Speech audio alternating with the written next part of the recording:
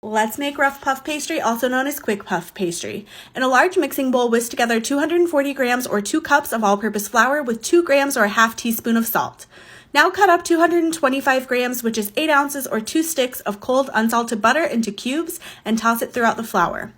Now we're going to squeeze each piece of butter into a flat sheet. You do not want to work it in as much as you would pie crust, we're just flattening it all out. When all of the butter has been flattened, start adding ice cold water a bit at a time and then use your hands to toss the water throughout the mixture until most of the flour is moistened and the dough is starting to clump up. You will need to add about 120 to 150 milliliters or 8 to 10 tablespoons of water. Now press the dough together on a work surface into a rectangular shape and wrap it in plastic wrap to chill in the refrigerator for at least 30 minutes. After the dough has chilled, flour a work surface and roll it out into a skinny rectangle. Fold the dough over itself in thirds and then rotate it 90 degrees to the left and roll it out and fold it again.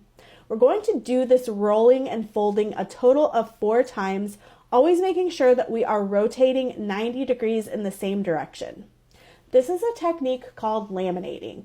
It is creating multiple layers of dough with butter mixed in, and when it goes into the oven, the water will evaporate out of the butter, creating steam, which is what makes puff pastry puff. In traditional puff pastry, an entire block of butter is folded into the dough, and that method creates much more puff than this quick method where we mix the butter throughout the dough. After 4 rounds of rolling and folding, it's best to refrigerate it for at least another hour before using, and I like to roll it out and shape it in various ways and fill it with cream cheese filling and top with berries.